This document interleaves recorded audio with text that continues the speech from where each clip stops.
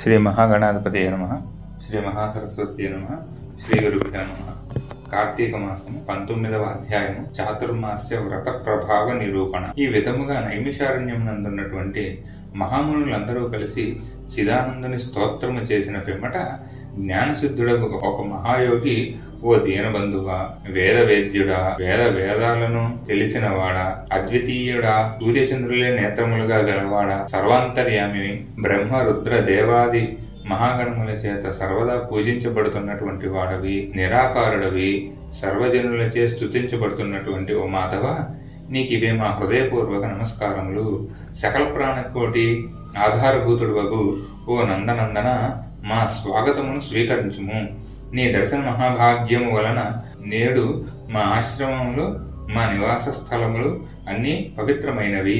ఓ దయామయ, మేము సంసార బంధము నుండి బయటపడలేకుంటిమి, మమ్ములను ఉద్ధరింపుము.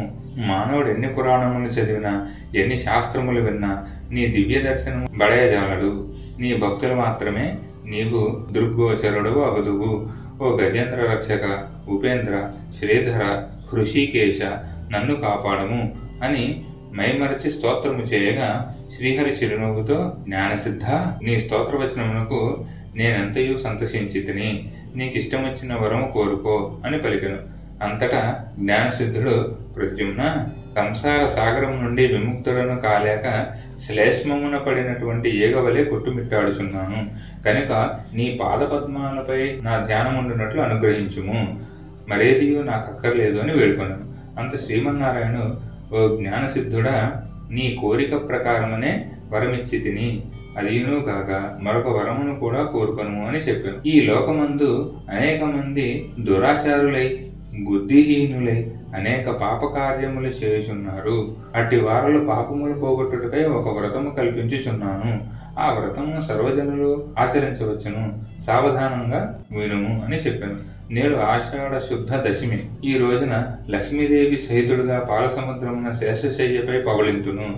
తిరిగి కార్తీక మాసాన శుద్ధ ద్వాదశి వరకు చాతుర్మాస్యము అని పేరు. ఈ కాలంలో చేయు వ్రతము నాకు మిక్కిలి ప్రీతికరము. ఈ వ్రతము చేయు వారులకు సకల పాపములు నశించి నా సన్నిధికి వత్తురు. ఈ చాతుర్మాస్యములందు వ్రతములు చేయని వారు నరకకూపమున పడుదురు. ఇతరుల చేత కూడా ఆచరింప చేయవలెను. దీని మహాత్మ్యమును తెలిసియుండియు వ్రతము చేయని వారు బ్రహ్మహత్యాది పాతకములు కలుగును. వ్రతము చేసిన వారికి జన్మ, జర, వ్యాధుల వలన కలుగు బాధలు ఉండవు. దీనికి నియమముగా ఆషాఢ శుద్ధ దశమి మొదలు శాకములను, శ్రావణ శుద్ధ దశమి మొదలు పెరుగును, భాద్రపద శుద్ధ దశమి మొదలు పాలను, ఆశ్వేజ శుద్ధ దశమి మొదలు పప్పు దినుసులను విసర్జించవలేను. నా యందు భక్తి గలవారై పరీక్షించుటకే నేనిట్లు నిద్రావ్యాజమును శయనింతును. ఇప్పుడు నీ వసంగిన స్తోత్రమును త్రిసంధ్యలయందు భక్తి శ్రద్ధలతో పఠించిన వారు నా సన్నిధికి నిశ్చయముగా వత్తురు అని శ్రీమన్నారాయణ మునులకు బోధించి శ్రీ మహాలక్ష్మితో కూడి పాలసముద్రమునకేకి శేషపాంపు మీద పవళించెను. వశిష్ఠుడు జనక మహారాజుతో, ఓ రాజా, ఈ విధముగా విష్ణుమూర్తి జ్ఞానసిద్ధి మొదలగు మునులకు చాతుర్మాస్య వ్రత మహాత్మ్యము ఉపదేశించెను. ఈ వృత్తాంతమును అంగీరసుడు ధనలోభునకు తెలియజేసెను. నేను నీకు వివరించుచున్నాను కాన, ఈ వ్రతము ఆచరించుటకు స్త్రీ పురుష భేదము లేదు. అన్ని జాతుల వారు ఆచరించవచ్చు. శ్రీమన్నారాయణుని ఉపదేశము ప్రకారము ముని పుంగవులందరూ ఈ చాతుర్మాస్య వ్రతం ఆచరించి వైకుంఠమున కేగిరి. 19 అధ్యాయము పారాయణము సమాప్తము. ఓం నమః శివాయ. ఓం శాంతి.